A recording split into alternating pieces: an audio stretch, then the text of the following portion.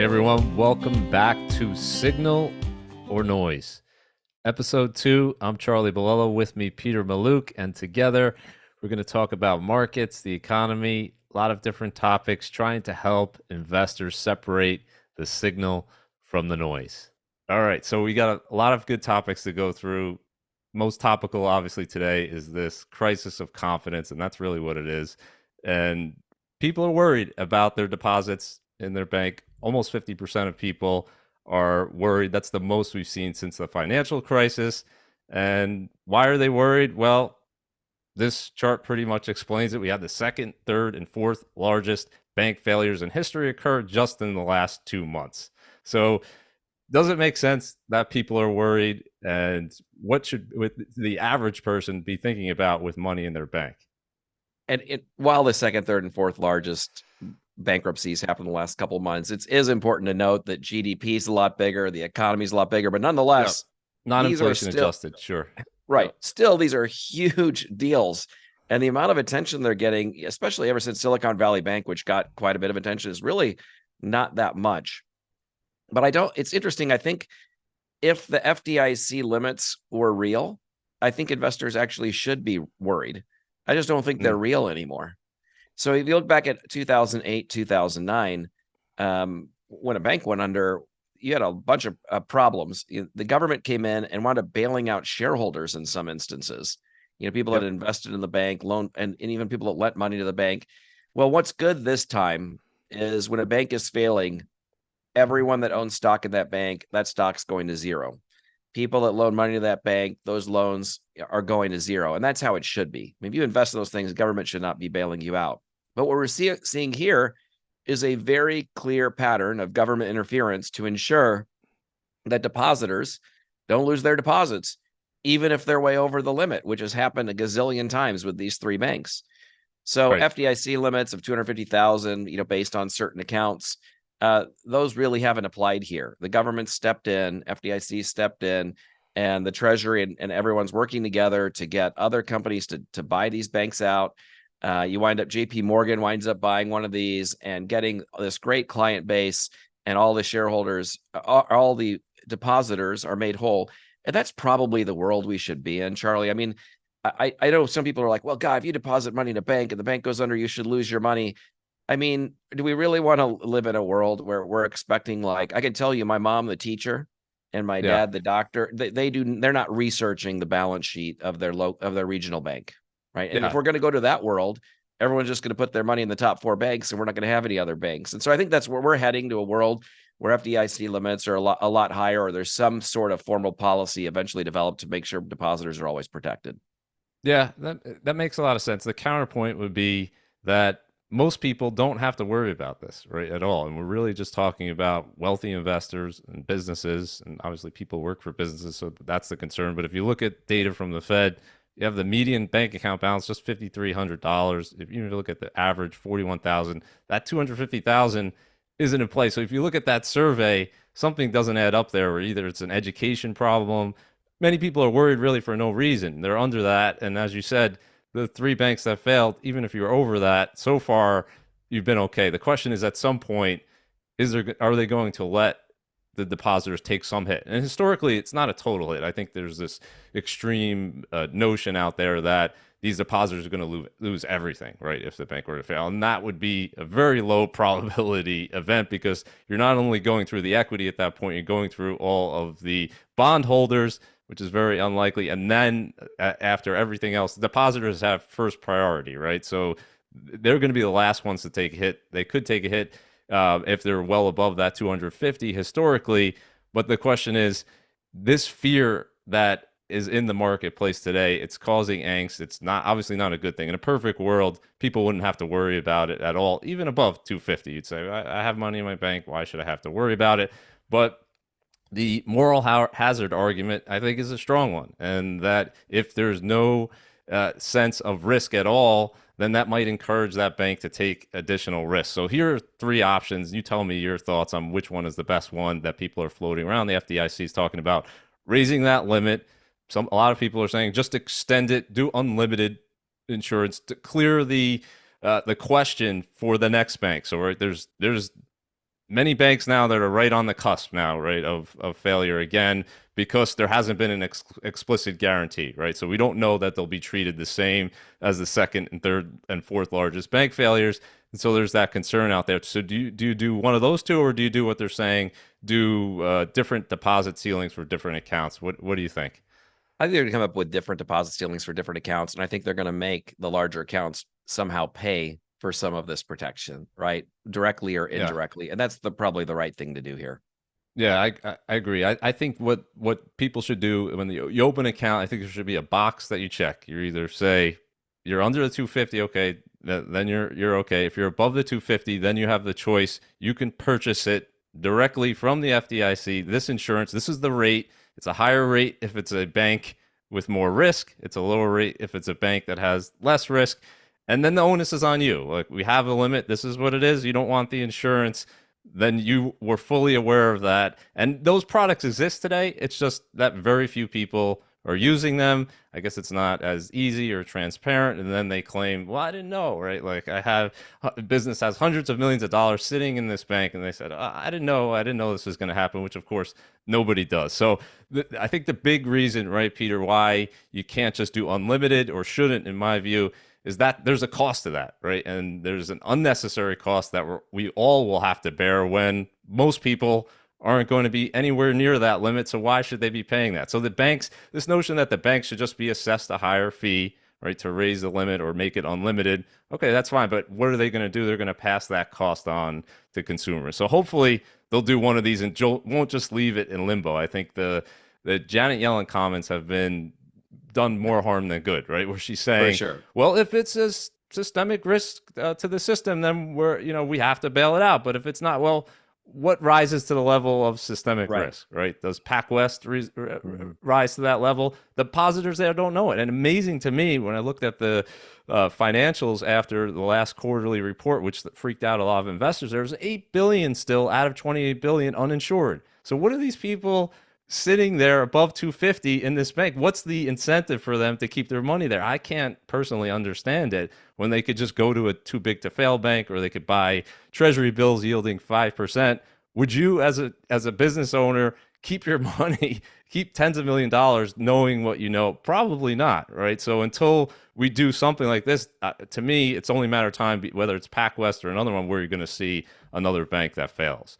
Yeah. I mean, right now we're just, whenever a bank fails, everyone goes and looks for the next bank that's going to, if there's something else, is immediately the new bottom. And then it's just a matter of a month or two before that one goes under. And we just keep going. I think the Fed's just hoping this goes away. It's not going to go away. And they're going to wind up doing a combination, I think, raising the limits for everybody and having the targeted coverage. Yeah, I guess it hasn't gotten better. I mean, the markets have responded pretty well, right? The VIX was at its lowest level since 2020, really shrugging it off so far, saying this is not a huge issue. So Congress doesn't seem to be, from what I've heard, talking very much about. I guess it has to rise to a bigger level of crisis before they do something, because ultimately, I guess Congress would be the one that would have to raise that FDIC limit. They can't. Like, Fed can't do it on their own. So, all right, we'll see what happens. Hopefully, they'll do something, because not a good situation for people to be unsure, businesses to be unsure of that limit. So, let's talk about something. I think this will be a good debate here. College still being worth the cost. When you went to college, when I went to college, this wasn't really very much of a question, right? You saw the return on investment pretty clear, right? The costs weren't very high. You see all the data where college graduates make a higher level of income, they have a lower level of unemployment. Seems like a no-brainer. If you're pursuing a career where you need a college degree, you just go, right? And you'll be able to pay that off. But today, the game has changed a little bit, because the numbers have changed, right? They've gotten so much bigger here. If we look at the average cost of college over 4 years, for even an in-state institution, you're looking at over 100,000. If you're looking at a private institution, you're looking at more than double that over a 4-year period. And that's assuming people graduate in 4 years, which we know many don't, unfortunately. So the big question here is this still affordable for most people? Is it a good return on investment? And if we look at this poll here, 56% of Americans said, no longer, not worth the cost of that college degree. Peter, where do you come down on this interesting question? So anyone that follows me on Twitter knows I have a very, very strong opinion about this. I cannot stand when people put out on social media that education's not worth it, don't go to college, total waste of money, what a scam, you don't learn anything, kind of the Bruce Springsteen, I've learned more from a 3-minute record than I ever learned in school and all of that stuff, right?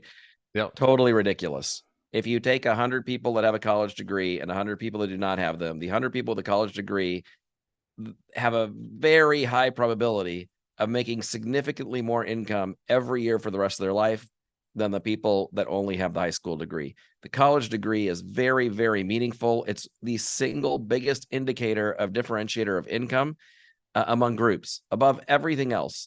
So now the issue, I think, gets muddied because some degrees at some universities are not worth it, right? So the real question is the degree you're getting translating into earning power? So for example, if you're going to get a medical degree and you wind up 400,000 in debt, that's still worth it because your earning power over your life is going to be many, many, many fold that debt. Yeah. It's Still, quality, but less so, right? If yeah, we're but less if, so, right? but less, right? Yeah. Like if we're Right, looking at this chart here, where tuition and fees gone up 4x versus overall CPI 2x, right, over this last 30 years. If you were pursuing that medical degree 30 years ago, much better return on your money, right? I think I don't know. Doctors are making a lot more money today. I'm not convinced about that at all. Yeah. I mean, I don't know any doctors that did any kind of savings at all. And I mean, on the income, you're right. Yeah, Yeah, creative planning might work with more doctors than any independent wealth management firm in the country. It's possible. Yeah. I've never seen one that doesn't wind up a multimillionaire after their debt's paid off. And so it's very hard to not be in the top couple percent, even with all of that debt. Now, I'd rather have hundreds of thousands of medical degree debt, or 40,000 of business degree debt, or 60,000 of law degree debt than I would have 30 or 40,000 of history major debt, or 20 or 30,000 of Russian history debt. Nothing wrong with these things. It's not saying one's more important than the other. It's what does your cost of the degree translate into in earning power? And that's where people get lost. College subsidies, basically all this government support, all it has done is allowed the universities to raise their costs. And you wind up with people that come out of college in much worse shape than they went in. Needs to be more education. And I think the colleges themselves bear a lot of this responsibility. These universities know they're selling worthless degrees, and there needs to be some public pressure on them. There needs to be some responsibility tied to them educating their incoming There's students. no incentive, right, on their end, and also on the end, unfortunately, on the end of the student who's 18 years old, and they're saying they're being pushed, right, to go to college. They're saying this is a good idea for all the reasons that you mentioned, but nobody's telling them that by taking on this huge debt burden, if they're in a major or in a career that's not going to pay a high amount, it might prevent them from buying a home. It might prevent them from starting a family. And that's really what we've been saddled with. And really, I guess the question comes down to, we're not going to hopefully the cost of education will come down. It should, right? There should be disruption. If we take out, as you said, take out the subsidies, you put the onus on the end consumer and the universities. Hopefully with all this technology, the cost of education should be coming down rapidly, right? Like you could go to MIT and their website, you could take these free open courses, you could see the best professors. Why can't you scale that and make it cheaper for people? That boggles the mind. But if we're looking at majors here, I think there should be a high school class solely dedicated to this issue, saying this is the different career options you have. This is what the average pay is. And if you're in a major where you're likely to make a six-figure salary in 10 years after graduating versus a major where you're going to make less than half of that, well, that should make a difference in terms of where you're deciding to go, right? Rationally speaking, if you're going to be in a career where that doesn't pay that much, well, you don't want to go to this fancy private school that has all of these amenities and take on 200,000 plus in debt, right?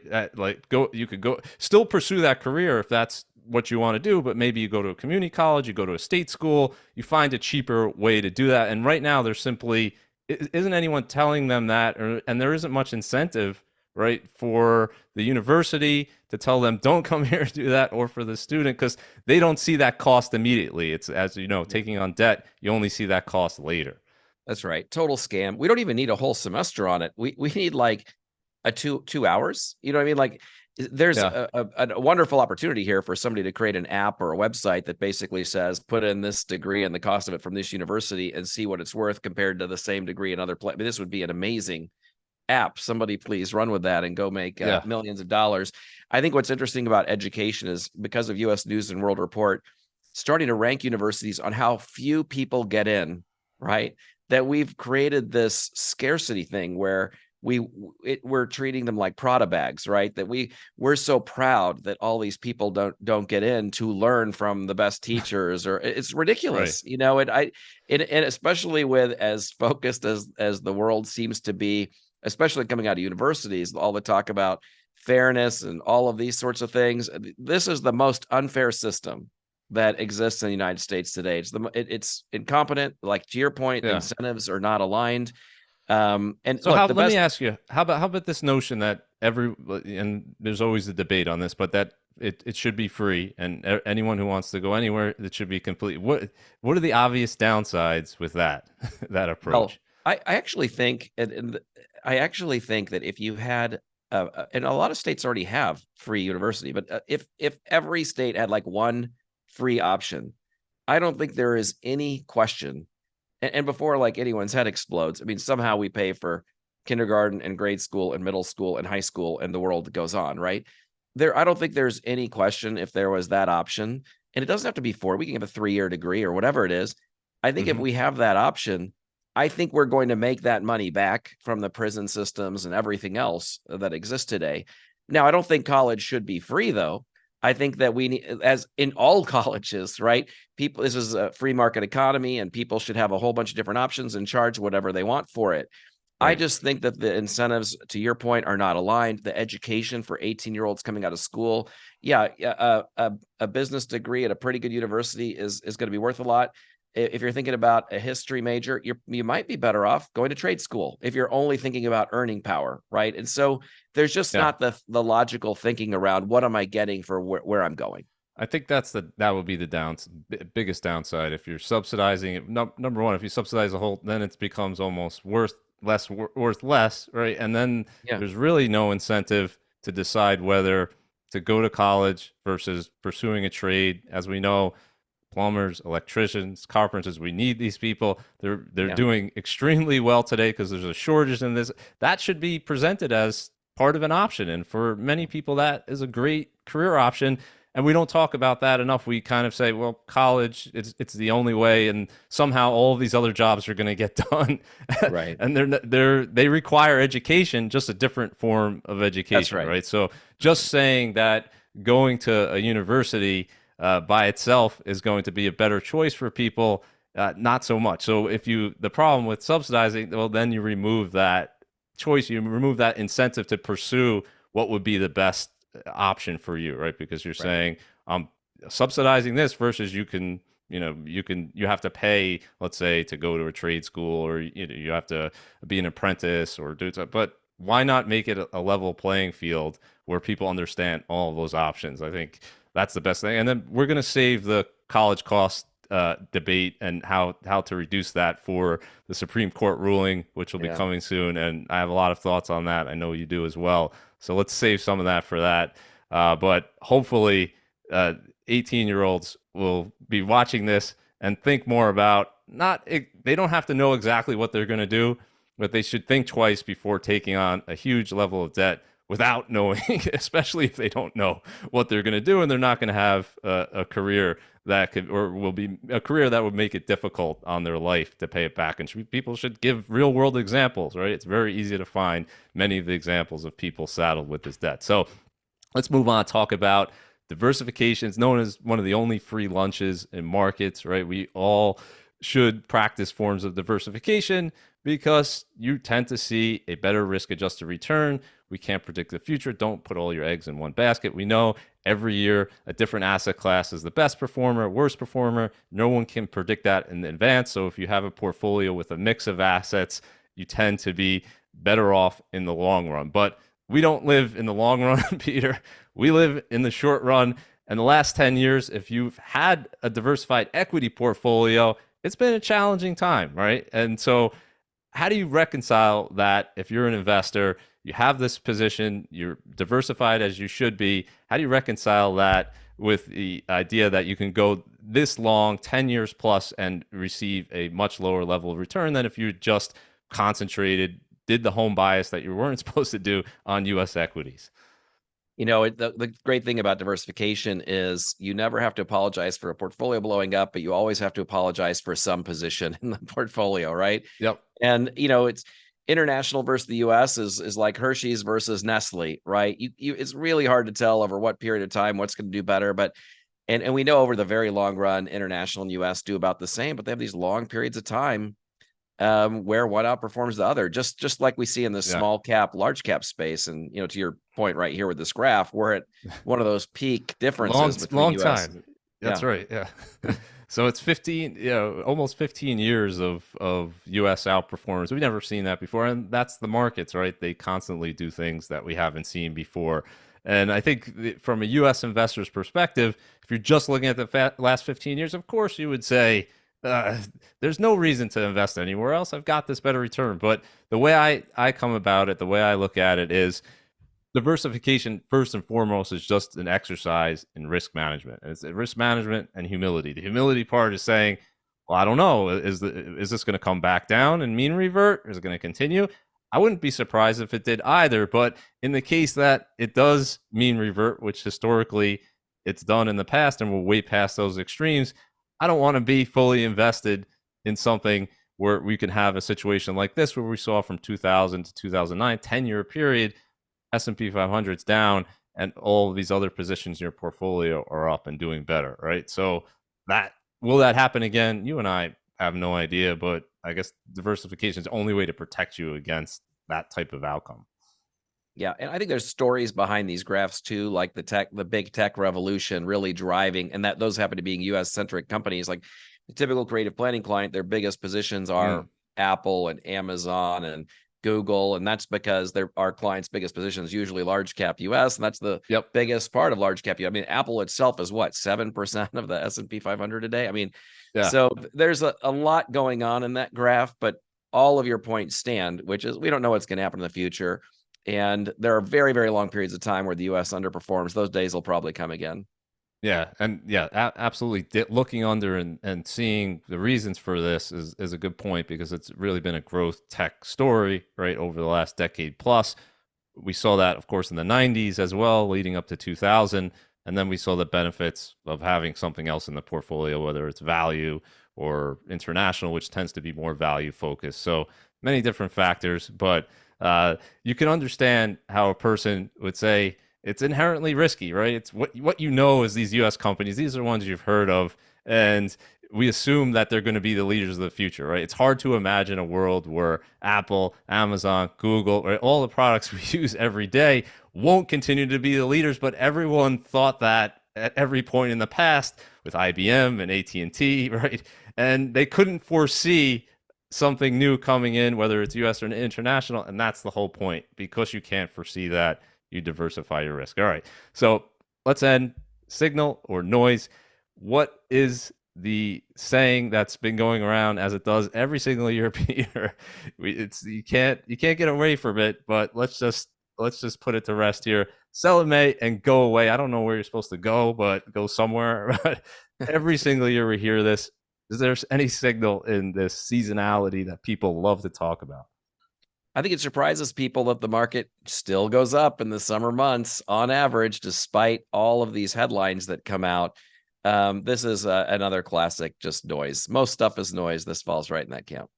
Yeah, pretty easy one. You just got to dig into the data for 2 seconds and you Yeah. see, yeah, the returns have been worse on our, and point being, we don't know, that might change, right? And there's been many May through Octobers. I think people should look back at history that have done extremely well, and you wouldn't have want to miss out. 2009 being probably the best example. It had a huge run up off of the lows that year during that summer, with people saying that same thing. 2013, 2017, 2020 was another big May through October. So you have many points where if you, even if let's say you tried to practice this, how would you sit out that 20% run from May through Right. October and say, well, sell it, may go away, and then you come back in 20% high. You're not going to do that, right? And talking, the people who talk about this never talk about taxes, right? They never talk about the idea that, well, if you're buying and selling based on this strategy, well, now you have to incur taxes, and that's going to hurt your returns. You have slippage. Probably won't get back in if the market's substantially higher. So for all these reasons, pretty easy one. The market tends to go up, tends to be positive in any period of time. So don't use the calendar year. We could put in any number of other things, the January effect, and many things that people look at in terms of seasonality. And what I always say is it's interesting, but it's not actionable. It's interesting that we have this difference in returns. No question. We could talk about there's various reasons why people have posited, why November through April has had a better return than May through October. But you kind of have to ignore that as an investor. Any month, if you're a long-term investor, is a good month to invest. All right, so don't fight the Fed. This is a mantra that you hear all the time. And past year, of course, you're hearing this ad nauseum. You're just hearing every single time the Fed hikes rates. Don't fight the Fed. Very simple. Fed's hiking rates. Why would you want to be buying stocks? Fed's, we have all of these historical rules of thumb. There used to be a saying called 3 steps and stumble. I don't know if you remember that one, where if the Fed hike, right, all these crazy, if the Fed hikes 3 times, then you want to sell out. And, they never really said when you want to buy back in, but that was the saying. What do you do with all this don't fight the Fed and Fed really obsession, right? We obsess over every single meeting, every single word. They make a little change and everyone's saying, well, that's bullish or bearish. And really the notion don't fight the Fed is simply if the Fed's hiking rates, you don't want to be in front of that. So get out of stocks. If the Fed's easing policy, it's supposed to be just easy to make money and jump into stocks. And it's hard for people to understand how forward looking the market is. So if the Fed is lowering rates, to your point, you're normally a bullish signal, but they're doing that because the economy is weak. The Fed's raising rates, it's normally a bearish signal. Oh, everything's going to be more expensive. Well, they're doing that because the economy's too hot. And I think that's the disconnect. I think the investors are missing the other piece of the equation. The market generally goes up through all of these things, and it's just an impossible thing to time. It's even worse than sell in May and go away because there's so much more talking from smart people around this topic. And I think the reality is the best investors are like Warren Buffett is not leaving the markets based on making any decisions around what he's going to, how he's going to deploy cash around what the Fed's doing. That's right. And if we look at, I think that was a great point that you made. Like, you have to not only know what the Fed is going to do, which nobody knows, but not what they're doing. So if they're hiking rates, you have to not only know that they're going to continue to do that, but whether that's good or bad, right? So if they're hiking rates because the economy is strong and earnings are going up, well, that could be a good thing. If they're hiking rates because inflation's out of control, maybe that's a bad thing. If they're cutting rates because the economy is weak, maybe that's a bad thing. But if they're cutting rates because they just want to ease policy because inflation's low and the zero interest rate has no negative effect, maybe that's a good thing. So you have to parse all of these things, and there's too many factors. All else is never equal. So all else is an easier Fed, maybe better for companies, right? You can make an argument lower interest rates would be better for companies, it'd be more profitable, et cetera, et cetera. But all else is never equal. If that easy Fed is occurring in a time where valuations are high, maybe that won't be good in the forward-looking period. So we have a lot of data. We have the Fed hiking now 500 basis points. And this is the highest Fed funds rate we've seen since September 2007. We finally have a restrictive Fed where the Fed funds rate is above CPI. We haven't seen that, Peter, since 2019. If we look at this period after the financial crisis, very rare, right, for the Fed to pursue a restrictive policy. It's pretty much close to zero. They hiked a little bit into 2018. Then they quickly reversed course here, cut rates back to zero, and then it took a year, but we're finally above that rate of inflation. But if you look back historically, this is not the only period of time. The Fed during the 90s consistently had a Fed funds rate above CPI. As you know, that was the best period in history for the stock market. So the notion that you can't have a stock market doing well with a 5% Fed funds rate or a Fed funds rate above CPI, throw it out, right? It doesn't make, it's only recently where we've been obsessed with this idea that the Fed has to be ultra easy and rates have to be zero in order for stocks to go up. So I put together this quick analysis right before I did this video. And I said, well, what has the market done basically when the Fed funds rate has been zero all the way different quintiles above 7%? And you would assume there would be some type of pattern here, some type of relationship where rates are lower, stocks are doing better, rates are higher, stocks do worse. Really no rhyme or reason whatsoever. If you look at actually the highest returns, forward returns for the S&P, and this is what we care about, right? What the market's going to do going forward, not in the past. Highest returns have come when the Fed funds rate has been above 7% and the most restrictive. So if you're taking out CPI, it's been above 2.9%. Does that surprise you at all that that's well above the average? It doesn't surprise me at all. And this is the kind of thing, I know you post a lot about this stuff too, that I think is the most misunderstood part of macroeconomics is this topic. Yeah. And really what I want investors to focus on and people to focus on is just the trend across, right? Moving across here, right? Regardless of where that Fed funds rate is, regardless of whether the Fed is easy, tight, hawkish, dovish, all this stuff, time in the market is the most important factor, right? So if you're looking at average 10-year returns, regardless of where you are, the average has been a double, right? In any Fed funds rate. That's pretty good. So the notion that the Fed funds rate is going to be too high for the market to do well, no. Corporations adjust, right, to interest rates. They've adjusted, as we talked about on the last video, very quickly, cutting costs aggressively, becoming profitable, more profitable, margins going up because of that. So they adjust to the level of interest rate. Yes, this has been a shock over the past year, but you can't say just because the Fed funds rate is at 5% or higher that the market won't do well. And interestingly, as we point out, last point on this, be careful what you wish for if you're rooting for the Fed to cut rates this year. So the market's expecting the Fed now to cut rates later this year. I would caution everyone and caution people who want stocks to go up, hoping that the Fed cuts rates. Just look back at 2000 to 2002 and 2007 to 2009. Look at those two bear markets, which were the worst that we've seen in some time. And all along the way, what is the Fed doing? They're cutting interest rates, Peter, right? So this notion that an easy Fed is always good for the markets, not necessarily, obviously, not necessarily if there's a financial crisis and a recession. So we'll leave it at that. Last thing I want to end on, markets in turmoil. When this flashes on your screen, maybe you've been on one of these specials with that, Peter. I'm sure you were the voice of reason if you were on one of these reports, but we see this from time to time in the last decade, and we know what media loves to do. What do you, when you see this headline, what is your instinct? I mean, it's always a signal you may be at the bottom. And I remember the day that this happened. You put together a great chart that you're about to post here now. And, with all we've been through since that post to today, it's a minor miracle, but history tells us that it's no surprise that the market's up. Yeah, it surprised me, shocked me.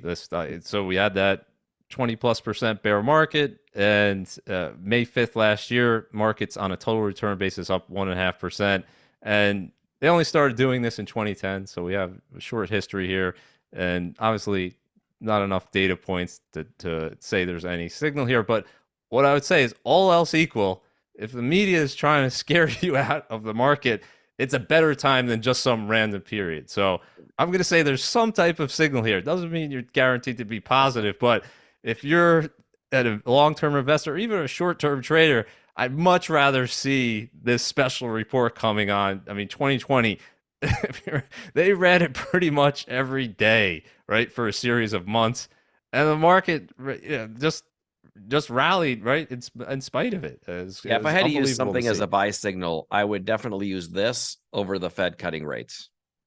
Correct. All right. So the media can be your friend if they're trying to scare you out of things.